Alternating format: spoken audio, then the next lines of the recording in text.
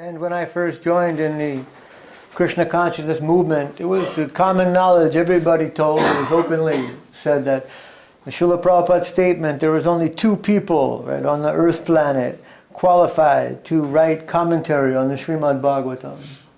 И в то время, когда я сам только присоединился к миссии ИСККОН, в то время было общеизвестным фактом те слова о том, что только 2 человека на планете Земля квалифицированы, достойны того, чтобы писать комментарии на Шримад Бхагаватам. Naturally, he was one of them. He was writing commentary on Srimad Bhagavatam, and the other one was His Divine Grace, Srila Bhakti Rakak Sridhar Dev Goswami Maharaj. И естественным образом Шрила Прабхупад, Шрила Бхактиведанта Свами Прабхупад был одним из этих 2 людей, поскольку он уже писал комментарии на Шримад Бхагаватам, а вторым из этих 2 людей был его божественная милость Шрила Бхакти Ракшак Шридхар Дев Госвами Махарадж. And this very famous picture that we have here, we've never saw, there was never any other instance at any time where Srila Prabhupada invited any other person to sit in the chair with him like that, ever. И мы видим на этом изображении здесь уникальный случай. Шрила Прабхупада больше никогда, нигде, ни в какой другой момент времени, ни в каком другом месте не предлагал никакому другому человеку сидеть вместе с ним на вьясасане. And, you know, Srila Shridhar Maharaj was so incredibly kind to him because just as Srila Prabhupada was so incredibly kind to Gorendu Brahmachari, the son of his friend, then he was so incredibly kind to the son of his friend. И Шрила Чайтанья Махарадж относился к нему с невероятной нежностью, относился к Шриле Прабхупаде с невероятной нежностью, поскольку Шрила Прабхупада был, в свою очередь, чрезвычайно нежен, и его связывали чрезвычайно близкие и любящие отношения с Гауренду Брамачари, с этим учеником его близкого друга. So many dealings, so many transactions between the two of them, between Srila Shridhar Maharaj and Srila Prabhupada. И Шрилу Прабхупаду и Шрилу Чайтанью Махараджа связывало столь многое, столь близкие отношения. And once when Shruti Kirti, who was at that time Srila Prabhupada's personal attendant, he asked Srila Prabhupada, because he saw some transformation in the mood of Srila Prabhupada after his conversation with Srila Shridhar Maharaj, and he asked him, what were you talking with him about? Однажды Шрути Кирти, который был в то время личным помощником Шрилы Прабхупады, увидел некое изменение настроения у Шрилы Прабхупады после его беседы с Шрилой Шридхаром Махараджем, и он спросил его: скажите, а о чем вы обсуждали, какова была тема вашей с ним беседы? And Srila Prabhupada just said, if I told you, you would faint. You couldn't digest it. It's not in your level. На что Шрила Прабхупада отвечал очень просто: если бы я тебе рассказал, ты бы потерял сознание, упал в обморок. Не в твоих силах переварить подобное. And when Srila Shridhar Maharaj was discussing his commentary, his unique, unparalleled commentary on the Chatur Shloki of Bhagavad Gita, then he mentioned that when he gave that opinion to Srila Prabhupada, what was Srila Prabhupada's reaction? И в то время Шрила Чайтанья Махарадж обсуждал свои уникальные комментарии, его уникальные комментарии к Чатур-шлоке, к 4 главным шлокам Бхагавад-гиты, и он рассказывает нам впоследствии, какова была реакция Шрилы Прабхупады на его комментарии к этим шлокам. So Srila Prabhupada replied that after hearing that, what you have just said, nobody could possibly ever tell anything more.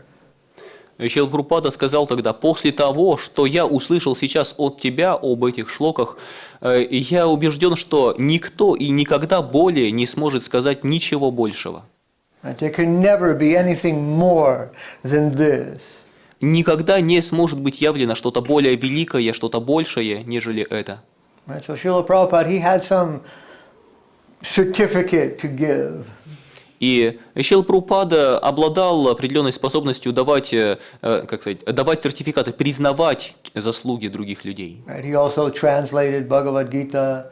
He also published Bhagavad Gita, a very famous Bhagavad Gita as it is. Поскольку он сам перевел Бхагавад-гиту, он издал свою знаменитую Бхагавад-гиту, как она есть. I don't know how many millions of those were distributed, but many millions.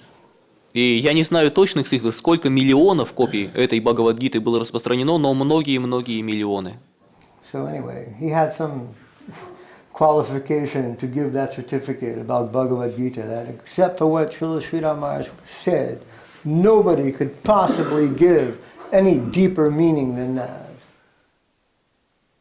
Итак, Шрила Прабхупада обладал определенной квалификацией, он был в состоянии признавать заслуги других людей, он обладал определенным статусом, и он сказал о комментариях Шрилы Шридхара Махараджа, что я не могу себе представить, чтобы кто-либо когда-либо смог дать более глубокое значение, раскрыть более глубокий смысл, чем то, что раскрыл Шрила Шридхара Махарадж. And I feel that unjustly there's some misconception, like generally existing, that Srila Prabhupada was some very rigid, stringent man who only talked about, following the regulative principles, etc., etc. That was not his mood at all. И, к сожалению, стало широко распространено заблуждение, мнение о том, что Шрила Прабхупада якобы был неким очень строгим, очень жестким человеком, который все время только делал, что говорил о важности соблюдения регулирующих принципов и так далее, но он был вовсе не таким человеком. Right? He went to the most degraded place.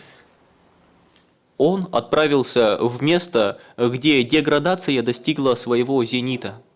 And he dealt so affectionately with everybody. И там он относился ко всем и каждому с огромной любовью и нежностью. Everybody. К каждому. No matter what kind of bad habits they had or anything, he never considered that. Вне зависимости от того, какими дурными привычками страдал тот или иной человек, он никогда не принимал этого во внимание. Like one devotee was carving the first deity of Lord Jagannath in the Western world. And when Srila Prabhupada came to see the progress of that, then he noticed that devotee had his cigarettes right on top of the deity that he was carving. Как однажды в западном мире один преданный делал божество, деревянное божество Господа Джаганатха. И когда Шрила Прабхупада пришел, чтобы посмотреть, как идет работа, он увидел, что сигареты этого человека лежат прямо на этом божестве. And Srila Prabhupada just said, it is a small thing, it's nothing. Но Шрила Прабхупада тогда сказал, это мелочь, это несущественно. Quickly it'll go away. Это быстро уйдет. That is the mood of Vaishnava.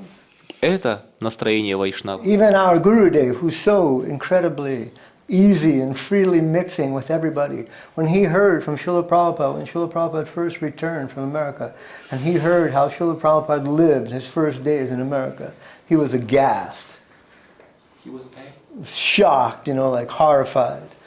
И даже Шрилы Говинды Махарадж, который столь свободно общается с самыми различными людьми самой различной природы, но даже он, когда ему довелось услышать о первых днях Шрилы Прабхупады в западном мире, о том, как он жил, в каких условиях жил в свои первые дни в западном мире, он был в ужасе, он был в шоке. Not in the same fridge where those people kept their meat, Srila Prabhupada kept his things. Например, что Шрила Прабхупада хранил свои вещи, свои продукты в том же холодильнике, где и люди, которые принимали его, хранили мясо. How eager was he to give Krishna consciousness? Насколько огромным стремлением он обладал, стремлением дать сознание Кришны.